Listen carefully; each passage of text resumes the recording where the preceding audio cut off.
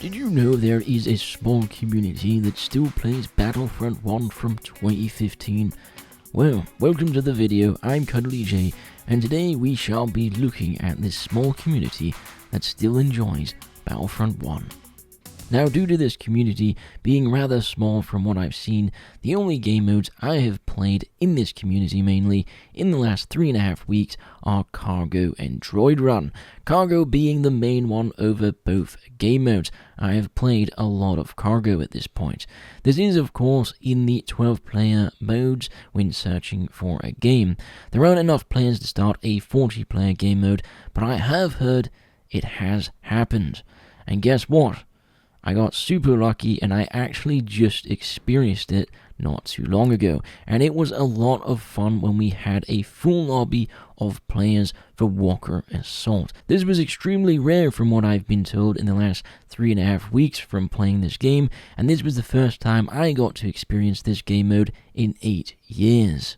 Now, you can still actually play this game mode, Walker Assault, in the Skirmish game mode, which basically just means you can go in and play as a solo or with a friend, and this will be against AI opponents. Now, don't get me wrong, this Skirmish mode is still fun, it's still alright, but it just can't compare to a full lobby of online players in Walker Assault.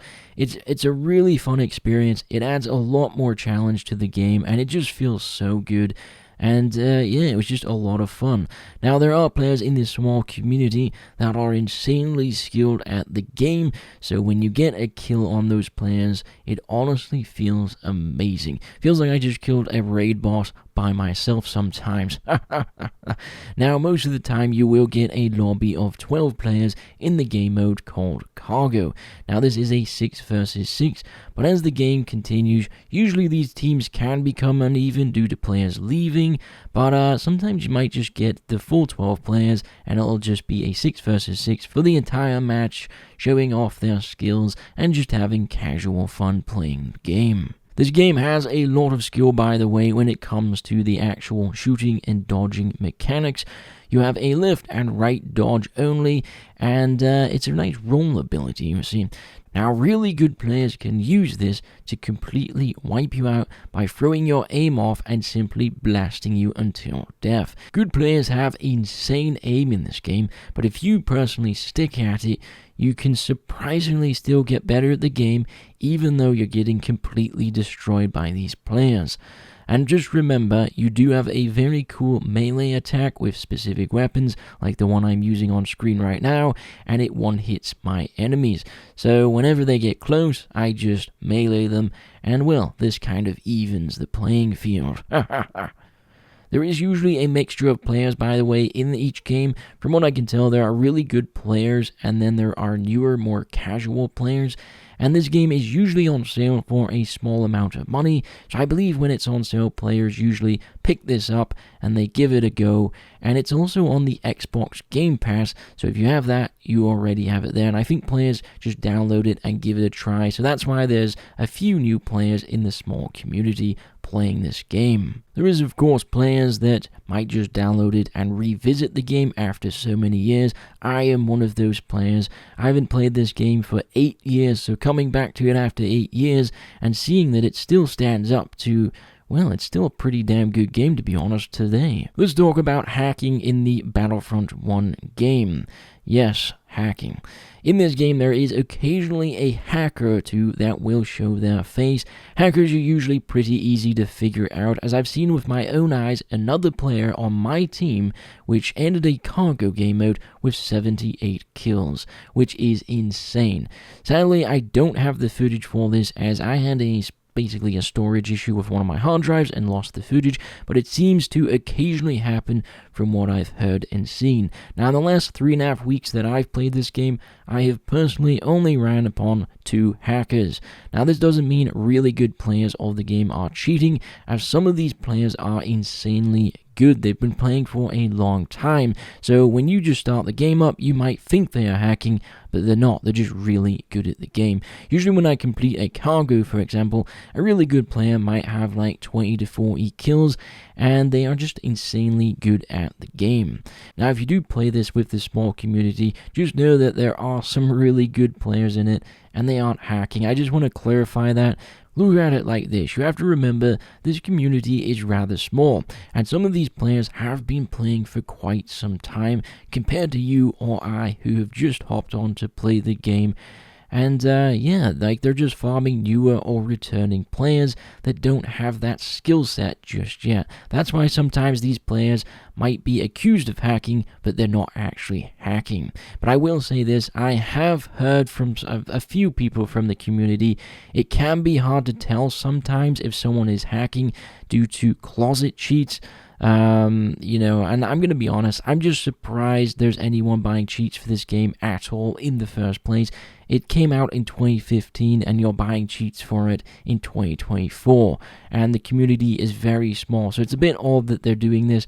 I personally don't understand that, so let me know in the comments below what your thoughts are on this. Let's say you're in a game now and you want to experience, though, other game modes, because there are a lot of PvP game modes in this game, and sadly they are not reachable due to people not matchmaking, searching for them. Well, while you're in a game, you will need to persuade everyone in the old chat, and you might just get lucky enough to try another game mode this way.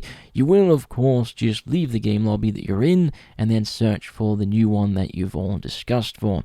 From what I can tell, though, experiencing DLC content nowadays is nearly impossible. If you get super lucky, you might be able to play the Outer Rim, but even I haven't been able to experience any of the DLC in the last 3.5 weeks. And then earlier in the video, I did discuss the Walker Assault. In the last 3.5 weeks, I was able to experience the Walker Assault. So yeah, you might get lucky and experience that for yourselves. And I have to say, it was a lot of fun, and it still sticks up to today. Like, it's still a really good game mode. It's fun, and yeah, it's just overall the best time I've had on the game. Now, on the same day that I experienced the Walker Assault, I also experienced another game mode that I wasn't expecting, and that was Hero versus Villains. This was actually a lot of fun as well. I would say it's not as fun as Walker Assault, but it was still a lot of fun just to experience this. And basically, the way Heroes versus Villain works in this game is it's 3 characters that will be heroes, and then 3 characters that will be villains.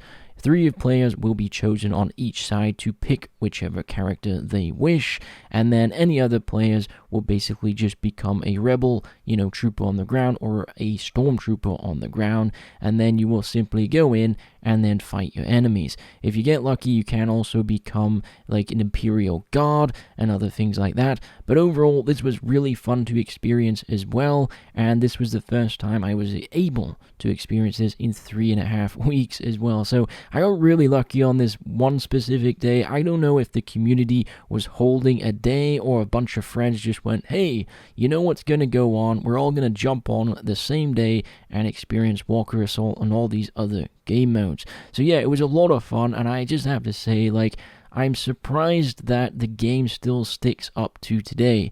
It still feels really good.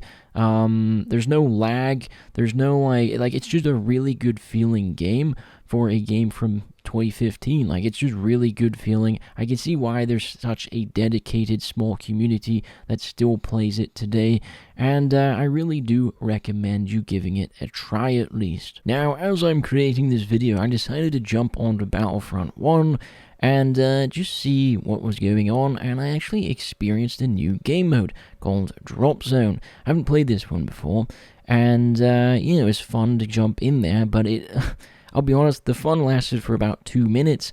My teammates all rage quit, and then it became a 4v2. So sadly, the game mode just sucked. So you have to know that when you play this game online, especially on different hours of the day, this is what's going to happen due to it being a small community. People are just going to rage quit, or they're going to try and get onto the teams that have the better players, so that way they just win. And yeah, it's sad to see in such a game, but I just thought I'd mention that because I can't just sugarcoat the game and be like, oh, it's amazing, when things like this do sometimes happen. And things like this are actually quite common, where players will rage quit because they're getting destroyed by another team, and you're basically left alone, or you're left with one other player against like 6 people or 4 people and so forth. So yeah, just keep that in mind. Overall, if you own this game already or you see it on sale for a very cheap price, I honestly think it's worth picking up to give it a try. Now, if you have the Xbox Game Pass, it has it on there already, so you just have to simply go on there and download it, and then go check it out. I honestly do recommend, if you do have Game Pass and you haven't checked this out yet, go and download it and give it a try and check it out.